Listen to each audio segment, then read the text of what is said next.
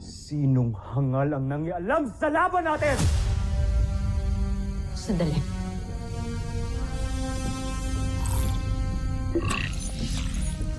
Joffrey,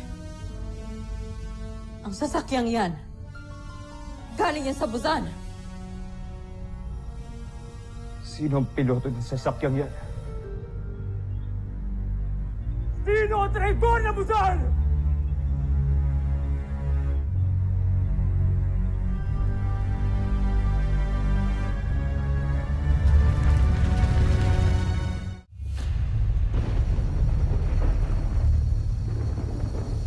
Tama ba nakita ko? Zane yung soldier yung tumulong sa atin? Yes, of course. It's a Buzanian spaceship. Oo nga. Ibig sabihin ba nun? May ibang tumulong sa atin ang Buzanian? Baka yung mga rebels? Ang huling report ni Dr. Hook, di ba may umaatake sa kanila? Kaya nga umalis na tayo dito kaysa magchismisan pa tayo. May mission pa tayong sagipin yung rebels. Right, Mark. Let's head to their camp.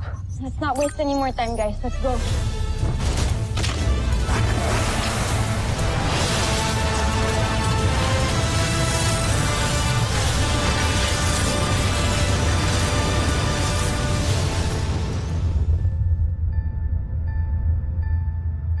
Anong bumabagabag sa'yo?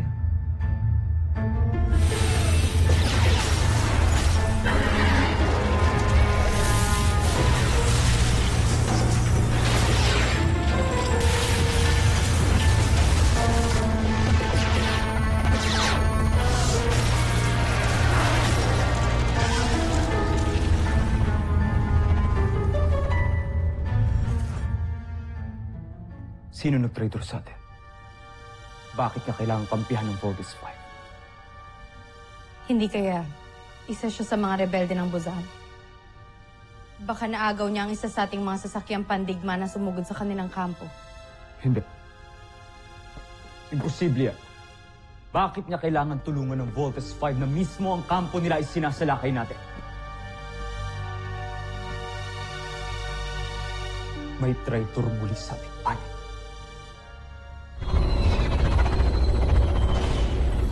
Isang akto ng pagtataksil ang iyong ginawa laban kay Zardos Oslak. Tinulungan mo si Voltes 5 para talunin ang kanyang mandirigma.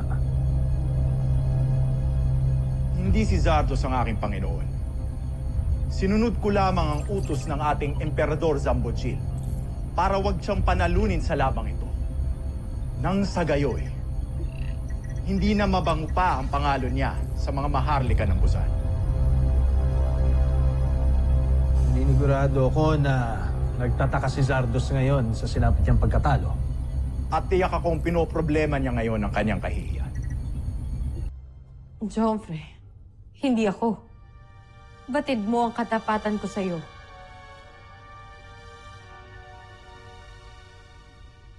Si Oslak. Nasaan si Oslak? Kanino ko pa siya hindi nakikita? Hindi ko din alam. Kailangan mahanap si Oslak. Ipahanap po sa ating mga sundalo. Na hindi. Susunod, Joffrey.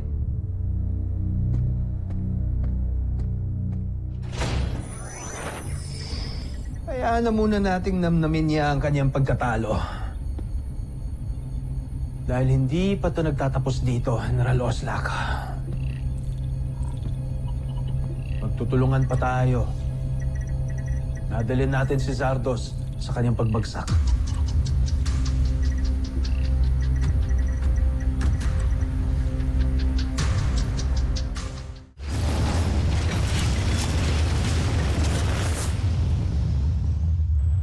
Good job, Bold Steve. I'm glad naligtas kayong lahat. Steve, paki-double check yung coordinates na binigay ko sa'yo para ma-locate na natin ang camp ng mga rebelde. We're on it, Doctor. Dr. Hook, nakasagap ng signal ang global sensors natin ng mga Buzanian spaceships. Patungo din ito sa destination ng Voltes team. Voltes team, kailangan yung magmadali. Baka wala na tayong oras para maabutan pang buhay ang mga Buzanian rebels. Roger, Doctor. At kung sakali nga makita niyong buhay ang inyong ama, I know you'll do your best to save him. Hindi ko na kailangan sabihin sa inyo to.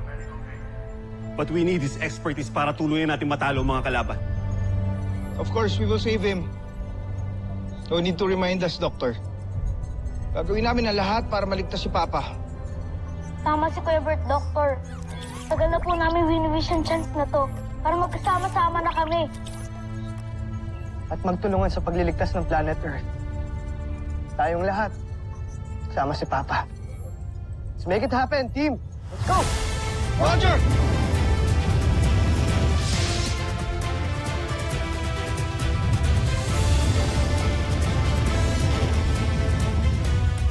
Susunod sa Voltes 5 Legacy. Doctor, kamusta po pala ang Voltes team? They're actually underway to save the Bosanian rebels as we speak. Team, malapit na tayo. Get ready. Dito dyan, makikita na natin si Papa. Kahit wala ko aktuhan, pati Kuya. Makikilayas bahag ko na rin ang Papa ko. Multiple enemies approaching.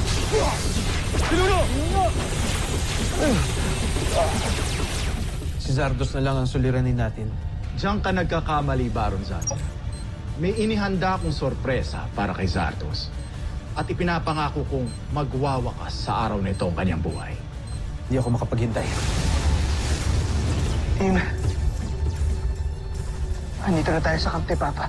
Guys, binawasak na nila yung camp ng mga rebels. Protect them at all costs. Papa, we will protect you. Before this day ends, lahat tayo may ihakap si Papa.